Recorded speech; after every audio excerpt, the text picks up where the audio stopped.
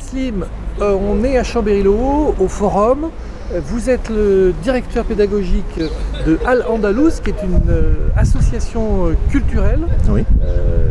Vous allez me dire l'objet de l'association, mais vous nous avez appelé parce que vous avez un problème particulier. Alors expliquez-moi. C'est-à-dire qu'aujourd'hui, la municipalité refuse d'entrer en contact avec nous et de communiquer. On a essayé de trouver un moyen à l'amiable pour essayer de trouver une solution, une issue favorable à chacun concernant notre dossier. Il n'y a pas eu de retour de la part de la mairie, il y a un silence complet et c'est ce qui nous gêne aujourd'hui en vérité.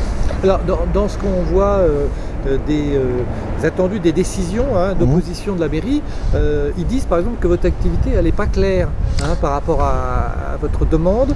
Elles disent aussi que le propriétaire n'a pas donné son accord. Bon, il y a plein de points comme ça que vous contestez. Oui.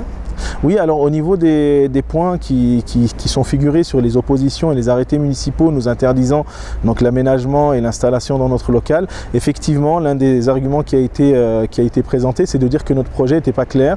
Donc nous, notre projet pour nous, il est clair, on l'a dit clairement tel qu'il a été. Ça va être un centre qui permettra à la fois d'accueillir des membres de la communauté musulmane pour leur permettre d'avoir une formation d'un islam éclairé qui leur permet de devenir des acteurs positifs au sein de la société. On propose aussi des séjours pour ados. Chaque année, on emmène 50 ados en séjour en vacances, ce qu'aucune structure dans le quartier ne fait d'ailleurs. Ça, c'est important de le dire.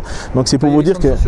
Oui, mais même une cinquantaine de jeunes, je veux dire, il n'y a aucune structure dans le quartier qui emmène une cinquantaine de jeunes en vacances. Mais il y a aussi un autre volet d'activités socio-culturelles où on va faire aussi de l'accueil pour les jeunes du quartier avec un espace de détente, baby-foot, tout ça, pour qu'ils puissent venir rencontrer des jeunes et qu'on puisse leur donner aussi des repères pour qu'on développe le civisme au sein du quartier. On veut mettre en place aussi un accompagnement administratif pour les personnes qui auraient des difficultés. On veut essayer de mettre en place justement un lieu d'échange, un lieu de dialogue entre les communautés pour apaiser justement les craintes et les peurs que chacun puisse avoir pour qu'on vive dans ce quartier de façon apaisée, tout simplement. C'est ça le projet de notre local.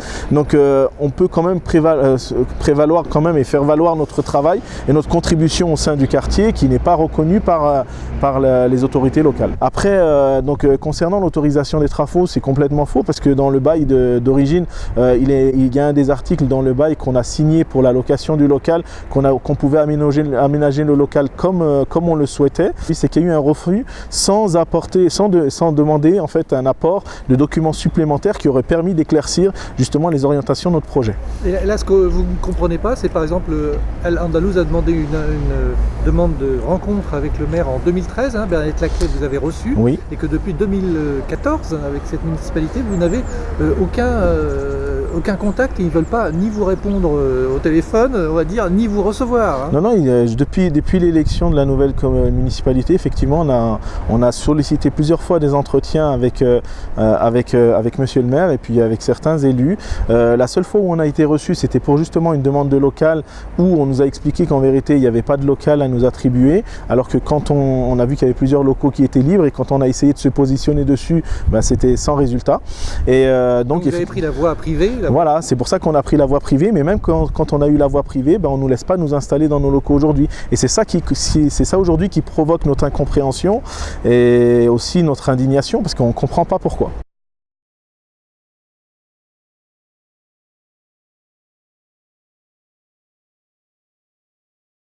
Alors l'association Al-Andalus est une association qui a été fondée en 2012. L'objet de cette association, c'est de promouvoir la culture arabo-musulmane, mais aussi le vivre ensemble. Aujourd'hui, en fait, vu qu'on n'avait pas de locaux, on était accueillis au sein du CICH, du Centre islamique de Chambéry-le-Haut, qui nous louait.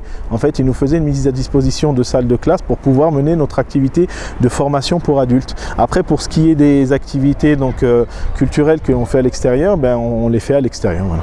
Voilà. Et donc votre intention avec cette association Al-Andalus, qui est une association culturelle, c'est vous démarquer de l'association culturelle de la mosquée. Exactement, c'est parce que depuis 2012, effectivement, parce qu'on n'a pas eu le choix d'avoir d'autres locaux que d'être accueillis au sein du centre islamique de Chambéry-le-Haut.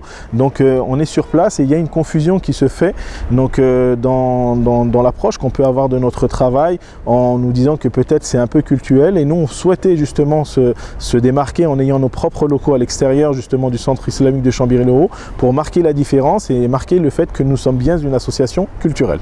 Alors, ce qui n'est pas facile non plus, c'est que vous avez, Farid Slim, les deux casquettes. Hein. Exactement. L'imam de la mosquée de Chambéry-le-Haut, enfin d'une des mosquées, hein, et vous êtes aussi responsable, comme on a dit, de l'association culturelle. Comment vous voyez ces deux fonctions-là, vous, justement? Alors, effectivement, ça peut susciter les confusions, ce que je peux comprendre. Mais j'étais salarié au sein d'El Andalous depuis 2012, bien avant d'être imam de la mosquée, puisque je suis imam de la mosquée que depuis 2015, ça fait 4 ans. Donc, excusez-moi, oui. Vous pouvez nous dire comment on devient imam, par exemple? En fait, on suit un cursus de formation donc en théologie musulmane, et puis après, bien sûr, c'est les associations et les mosquées qui décident ou pas de nous embaucher. Mais là, dans le cas de notre mosquée au Centre islamique de Chambéry-le-Haut, moi je suis imam à titre bénévole. Et parce qu'il faut rappeler hein, que en islam, hein, il n'y a pas de clergé. Hein. Non, il n'y a pas de clergé. Non, c'est vrai qu'en islam, il n'y a pas de clergé, mais il y a quand même une reconnaissance en fait qui se fait par des structures qui donnent les habilitations et les diplômes pour pouvoir justement exercer et officier en tant qu'imam. Mon travail au sein d'El Andalous, c'est uniquement un travail de formation, un travail d'accompagnement et absolument pas un travail cultuel ou d'office cultuel. Comment vous interprétez ce refus de la mairie? Est-ce qu'il n'y a pas une suspicion derrière par rapport à tout ça? Alors, oui, je peux comprendre qu'effectivement aujourd'hui on est dans un climat de méfiance et de crainte en ce qui concerne la question de l'islam. C'est légitime au vu des événements qui peuvent se passer, mais je pense qu'il ne faut pas rentrer dans la généralisation. Ça c'est important. Aujourd'hui on est dans un pays où il y a plusieurs confessions et plusieurs communautés qui vivent ensemble, et le fait d'exacerber justement les peurs et les craintes de chacun, ça ne va pas aller dans le sens de la positivité. Je pense qu'il faut aller au-delà de la méfiance, au-delà des craintes et des a priori, des préjugés qu'on peut avoir sur les gens, et essayer de mettre en place le dialogue, les passerelles qui vont permettre d'atténuer ces craintes.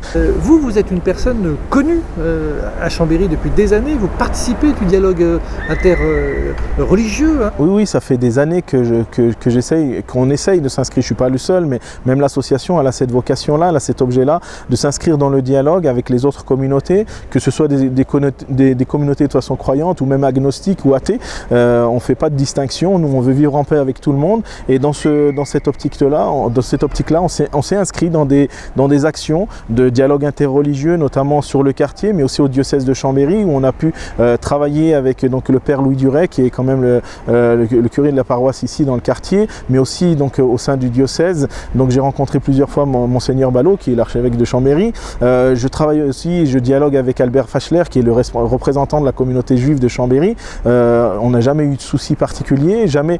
Ça s'est toujours bien passé, et ça s'est fait vraiment de manière conviviale et fraternelle du point de vue humain.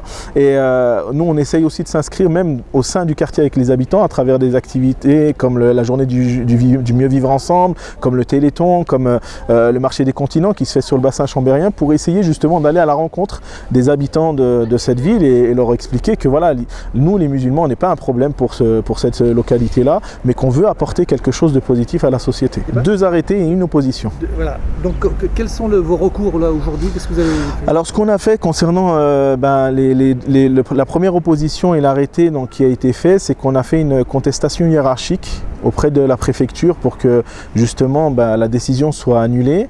Donc en apportant les arguments qui permettent de contester justement l'opposition de la municipalité. Pour l'arrêté concernant l'enseigne, parce qu'en fait on a fait une demande d'enseigne et il y a eu un arrêté municipal de la part de la mairie pour nous interdire la pose d'une enseigne. On a fait un recours gracieux, c'est-à-dire qu'on s'est adressé directement au maire pour faire annuler cet arrêté-là. Et puis donc concernant le dernier arrêté qu'on a eu là, qui vient d'être émis le 19 septembre, je pense qu'on va aller jusqu'au tribunal administratif, parce qu'on voit qu'il n'y a pas de communication, on voit qu'il n'y a pas de volonté de vouloir apaiser la situation. Donc le seul recours qui nous reste, c'est celui de la loi, c'est celui du droit, et donc on va se réserver le droit peut-être de saisir le juge d'instruction au tribunal administratif de Grenoble.